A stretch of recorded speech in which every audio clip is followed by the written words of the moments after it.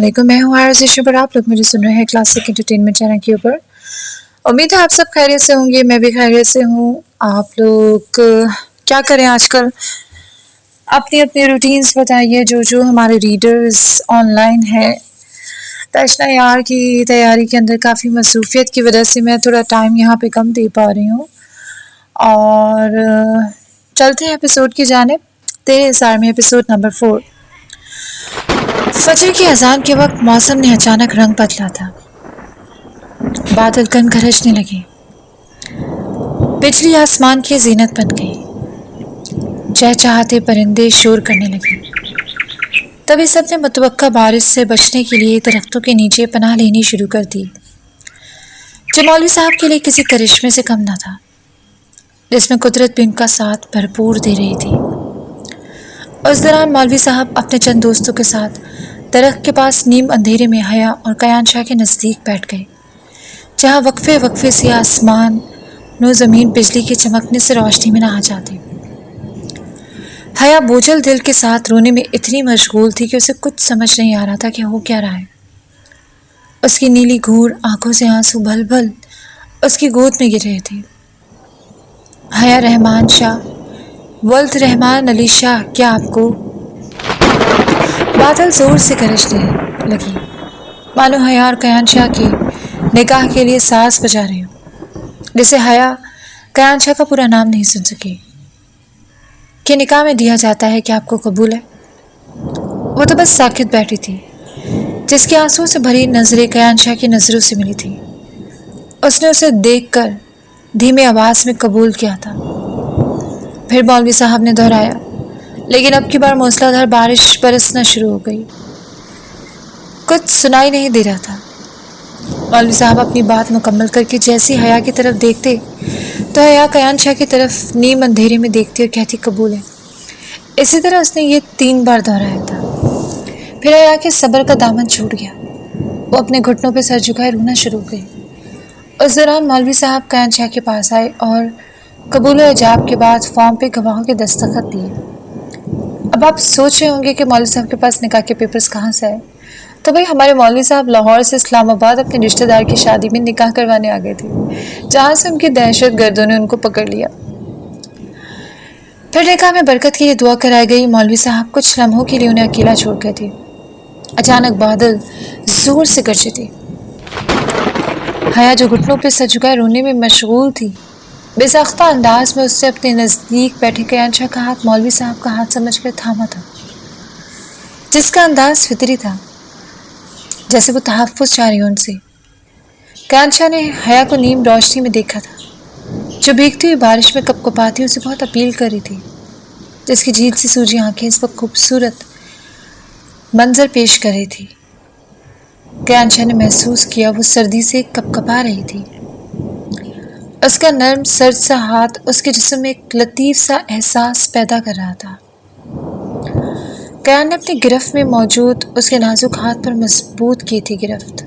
जब हया ने बिजली की चमकती तेज़ रोशनी में अपने बराबर में बैठे वजूद को किन अँखियों से देखा था, जिसे देखकर उसका दिल किया ज़मीन फटे और वो उसमें समा जाए। उसने अपना हाथ एकदम से खींचा था, लेकिन वो फिलहाल मायल ना था। उसे शर्मिंदगी सी हुई। मेरा हाथ छोड़ें, हया ने कपकपाती हुई आवाज़ में कहा, जो एहसास नदामत का शिकार थी। ये तो दुनिया का सबसे मुश्किल काम है हनी। कयान शाह ने उसके बिजली से चमकते चांद चेहरे को नजर भर के देखा था, जो उसे नजरें हटाना गुनाह समझता था। प्लीज, उसके लिए निकाह उठाना और मिलाना मुश्किल हो गया था। जब भी वो इल्तिजाइया अंदाज में बोली, पहल तुमने की है और अब ये हाथ वैसे भी नहीं छूटेगा, क्योंकि मैं अपनी चीज़ें बीच मंझधार में जुड़ा नहीं करता। कयान शाह ने हया को गहरी नज़रों से देखते हुए कहा, जो कन्फ्यूजन का शिकार थी। तभी कयान शाह ने अपना कोट उतार के उसके नाजुक शानों के गिर्द डाल दिया, तो वो मुकम्मल उसके हिसार में आ गई। I will never let you go. उसकी चादर से निकली अटकेलियाँ करती बालों के लिटों को कानों के पीछे अरसते हुए सरगोशी के अंदाज से बोला। कयान ने उसके यकबस्ता हाथ पे अपने सुलगते लब रखे थे। उसके इस अमल पर हया की जान सूख के हलक तक आ चुकी थी। اسے تارنا مت، نہیں تو تمہیں سردی لگ جائے گی۔ اس نے اپنی جیب سے سگریٹ نکال کر سلگائی تھی۔ وہ گہرا کش لیتے اسے بول کر حیا کے نزدیک سے اٹھا تھا، جسے اس نے سرسری سے دیکھا تھا، جو اسے انتہا کا مغرور بادشاہ لگا تھا، جو اپنی ریاست کے سامنے کسی کی کچھ نہیں سنتا تھا۔ وہ اس وقت نیلی پینٹ پر سفید ڈریس شرٹ پہنے ایک الگ ہی دنیا کا مسافر لگ رہا تھا۔ حیا رحمان کی نظریں اس کے چہرے پر جیسے الجھ کر رہ گئی تھیں، جو اس کی طرف متوجہ نہیں تھا، مگر جانے کیوں اسے ایسا محسوس ہوا جیسے اس کا ہر عضو آنکھ تھا، جو اس کا محویت سے دیکھنا بھانپ گیا تھا۔ وہ ہڑبڑاتی ہوئی خوف کا شکار ہوئی تھی۔ اس کے کندھوں سے کوٹ سرک گیا تھا جب کیان علی شاہ نے ایک بار پھر اس کی جانب پیش قدمی کی تھی، جو اس سے خوفزدہ تھی اور بدستور خوف محسوس کر رہی تھی۔ کیان شاہ لبوں تلے سگریٹ دبائے پنجوں کے بل اس کے نزدیک نیچے بیٹھا تھا۔ تمہارا اس موسم میں بیمار ہونا ٹھیک نہیں۔ Right now I can't afford this. وہ کوٹ کو ٹھیک سے اس کے شانوں پہ پھیلا کر اس کی چادر ٹھیک کرتے ہوئے بھاری آواز میں بولا، جس کے لبوں تلے سگریٹ دبی تھی۔ That's my girl. وہ جیسے کوئی معمول کے مطابق اپنے کام سر انجام دے رہا تھا، جس کے چہرے پر کوئی خاص تاثر نہ تھا۔ پلیز آپ کیوں کر رہے ہیں یہ سب؟ آپ نے مجھے خود کہا تھا آپ یہ شادی مجبوری میں کریں، پھر اب… حیا نے شاہ کو پیچھے کی طرف سرکایا تھا۔ وہ اس کی طرف بنا دیکھے جیسے جاننے پر قادر تھی۔ وہ دنگ رہ گیا تھا معصوم سی حیا کے ایسے دبنگ انداز پر۔ اب آپ ہمارے قریب نہیں آئیں گے۔ حیا نے آنکھوں میں آنسو سمیت کیان شاہ کو دیکھا، جو اس سے جتنا دور بھاگنا چاہ رہی تھی، قسمت اسے اتنا ہی اس کے سنگ باندھ رہی تھی۔ وہ بھرپور احتجاج کر رہی تھی، جو اسے یہ باور کرانا چاہتی تھی کہ وہ کمزور نہیں ہے، نہ وہ اتنا تڑنے والا ہے جسے کوئی بھی آسانی سے کھا سکے۔ ویسے یہ میری پریڈکشن ہے، ہو سکتا ہے میں غلط بھی ہوں۔ وہ لسانیت سے بولا، آپ مجھے مستقبل میں کافی لڑاکا قسم کی بیوی نظر آ رہی ہیں۔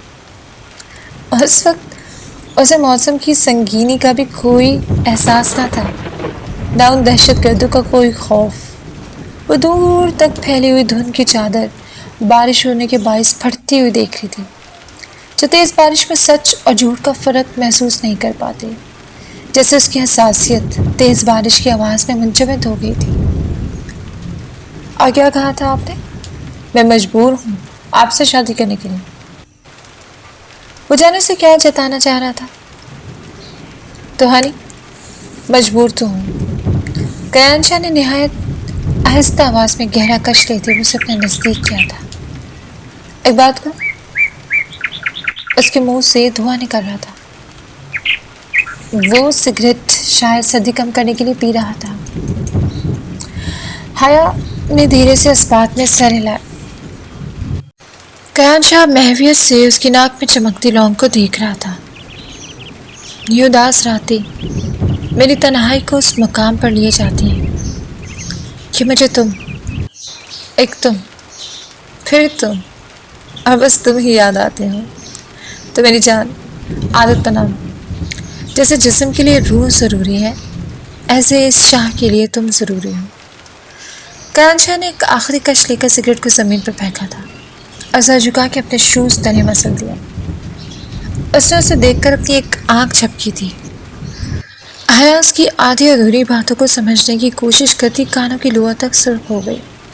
وہ اس حسین منظر کو دیکھ کے جسے کھو سا گیا، جبکہ حیا نے سر پٹا کے اپنی نظریں دوسری جانب موڑ دی، جہاں وہ دہشت گردوں کا سردار بارش میں بھیگ رہا تھا۔ ماضی دیپال پور پنجاب کے ضلع اوکاڑا کا ایک شہر ہے، جو تحصیل دیپال پور کے ہیڈ کوارٹر کے طور پر خدمات انجام دیتا ہے۔ وہاں کے رہائشی سیف علی شاہ، جو برسوں پرانے باپ دادا کے ریت و رواج کی رکھوالی کرے تھے، ان کی شادی اپنے ریتی رواج کے مطابق خاندانی لڑکی سے ہوئی تھی، جس سے اللہ نے انہیں 2 بیٹے عطا کیے، رحیم علی شاہ اور دوسرے بیٹے کا نام رحمان علی شاہ۔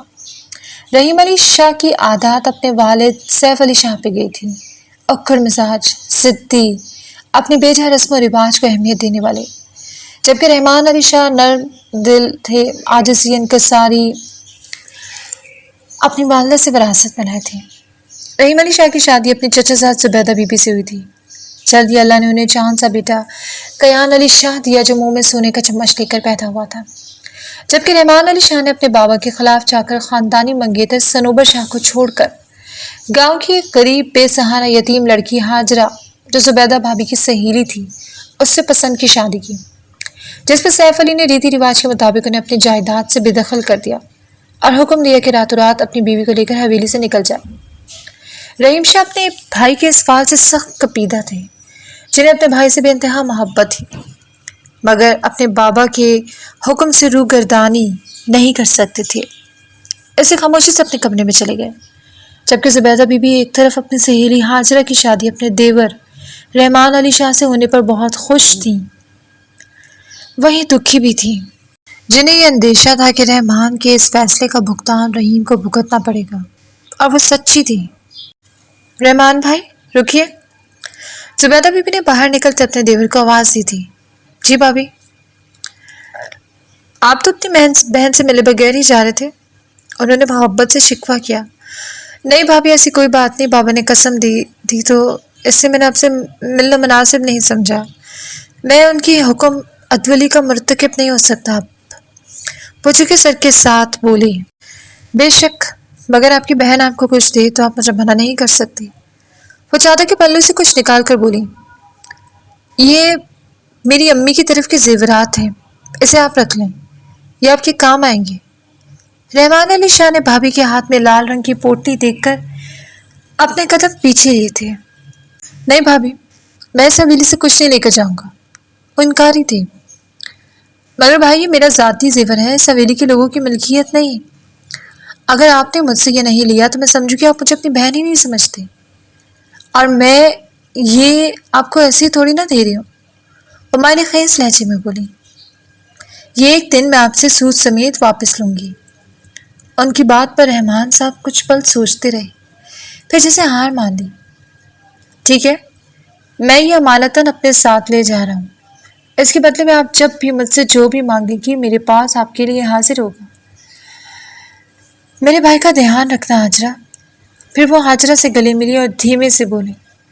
اس رات رحمان علی شاہ حویلی سے ہمیشہ کے لیے چلے گئے، مگر زبیدہ بی بی نے بنا کسی کو بتائے اپنے خاص ملازم دین محمد کو رحمان صاحب کے پیچھے لگا دیا تاکہ ان کے بارے میں معلومات حاصل کر سکے کہ وہ کہاں رہائش پذیر ہوں گے۔ اس واقعے کو گزرے ہفتہ بھی نہ ہوا ہوگا کہ سیف علی شاہ کے ایک بدترین فیصلے نے حویلی کی در و دیوار ہلا دی۔ رحیم علی شاہ کو اپنے بھائی کی سابقہ منگیتر یعنی صنوبر سے شادی کرنے کا حکم دیا گیا۔ رحیم علی شاہ اپنی بیوی زبیدہ بی بی سے بہت محبت کرتے تھے، مگر اپنے بابا کے حکم عدولی بھی نہیں کر سکتے تھے، اس لیے خاموشی سے ان کے فیصلے پر سر جھکا دیا۔ وہی شادی کے سال بعد ہی صنوبر نے اپنے پرپرزے نکالنا شروع کر دیے اور اندر ہی اندر حویلی کے خلاف سازشیں رچانے لگی۔ اس شادی نے زبیدہ بی بی کو اندر ہی اندر کینسر جیسی مہلک بیماری کی مرض میں مبتلا کر دیا۔ وہیں دوسری طرف رحمان علی شاہ نے شادی کے 4 سال بعد پریوں سے خوبصورتی چرانے والی حیا علی شاہ سے نواز دیا۔ جب اس بات کا زبیدہ بی بی کو پتہ چلا تو وہ بہت خوش ہوئی۔ پھر وہ ایک رات دبے پاؤں اپنے شوہر رحیم علی شاہ کے پاس ایک فریاد لے کر آئیں۔ کیا میں آپ سے ایک فریاد کر سکتی ہوں؟ رحیم علی جو اپنے دفتری کام کھول کر بیٹھے ہوئے تھے ایک دم سے ان کی طرف متوجہ ہوئے، جن کی آنکھوں کے نیچے بڑے ہلکے اور چہرے پہ چھائی کالی چھائیوں نے اپنی غلطی کا شدت سے احساس دلانے لگی۔ اپنے بابا کو خوش کرنے کے چکر میں وہ خود خالی ہاتھ رہ گئے تھے۔ پہلے بھائی اور اب جان سے بھی زیادہ پیاری بیوی کو دن بہ دن اپنی موت کے قریب جاتا وہ دیکھ رہے تھے۔ زبیدہ کا کینسر آخری سٹیج پہ تھا۔ فریاد کیوں زوبی؟ تم حکم کر میری جان، اسے پورا کرنا میرا اول ترین مقصد ہوگا۔ میں تمہارے ساتھ کبھی بھی ایسا نہیں کرنا چاہتا تھا، مگر میں بابا کے آگے مجبور تھا، مجھے معاف کر دینا۔ رحیم صاحب نے زبیدہ کے آگے ہاتھ جوڑ دیے تھے۔ نہیں، آپ مجھے گنہگار مت کریں، میں آپ کو کسی بھی چیز کے لیے ذمہ دار نہیں ٹھہراتی، بس اب میری ایک خواہش پوری کر دیں۔ ہاجرہ کی حالت ٹھیک نہیں ہے۔ اسے کیا ہوا ہے؟ رحیم صاحب کو تشویش ہوئی۔ بس قسمت خراب اس بیچاری کا، پتا پھٹنے سے جسم میں سارا زہر پھیل گیا، جس کی وجہ سے اس کی حالت کافی نازک ہے۔ آپ بس اتنا کر دیجئے کہ رحمان بھائی کے گھر پچھلے ماہ لڑکی ہوئی تھی، میں چاہتی ہوں کہ آپ میرے قیان کا نکاح اس بچی سے کر دیں، وہ رازدانہ انداز میں بولی۔ کیا؟ رحیم صاحب چونک گئے۔ مگر تمہیں کیسے معلوم؟ پھر زبیدہ بی بی نے اول سے لے کر آخر تک ساری بات ان کے گوش گزار کر دی، جسے سن کر رحیم صاحب جو پچھلے 4 سال سے اپنے بھائی کے لیے تڑپ رہے تھے، انہوں نے ایک لمحے میں ایک فیصلہ کیا اور اپنی بیوی کو اشارہ کیا، چلو۔ وہ ان کے ساتھ اسپتال پہنچے جدھر حاجرہ ایڈمٹ تھی۔ اسپتال کے کمرے کے باہر رحمان صاحب انہیں بیٹھے ہوئے نظر آ گئے۔ جب رحمان صاحب کی نظر اپنے بھائی پر گئی تو دوڑ کے ان کے گلے لگ گئے۔ یہ منظر دیکھ کر زبیدہ کی آنکھیں بھی جھلک پڑی۔ مزید اندر جانے پر حاجرہ کی خراب حالت دیکھ کر ان کا دل بھاری ہوا تھا، جنہیں ڈاکٹر نے جواب دے دیا تھا۔ اس وقت رحیم صاحب کو شدت سے اپنی اور رحمان کی حالت ایک جیسی لگی تھی۔ انہوں نے فوراً سے بیشتر اپنے بھائی کو اپنے آنے کا مقصد بتایا، جسے سن کر وہ کچھ لمحوں کے لیے گویا گونگے ہو گئے تھے۔ کیا قسمت ایسے بھی مہربان ہوتی ہے جیسے ان پر ہوئی تھی؟ رحمان، کیا تمہیں میری بات پسند نہیں آئی، یا میرے قیان میں کوئی کمی ہے جو تم اتنا سوچ رہے ہو؟ نہیں بھائی، قیان تو میری جان ہے، میں بس بابا کا سوچ رہا ہوں، رحمان صاحب نے اپنا خدشہ بتایا۔ تم بابا جان کی طرف سے پریشان ہونا چھوڑ دو، انہیں اب قیان اور ننھی پری کے لیے خود ماننا پڑے گا۔ تم بس نکاح کی تیاری کرو، میں چاہتا ہوں بھابھی اپنے سامنے اپنی بچی کے فرض سے سبکدوش ہو۔ وہ کچھ سوچ کر بولے، جسے سن کر رحمان صاحب نے اسبات میں سر ہلایا، گویا وہ حامی بھر گئے۔ پھر ننھی پری حیا علی شاہ کا نکاح قیان علی شاہ سے ان کے خاندانی وکیل اور کچھ گواہوں کے سامنے ہو گئے۔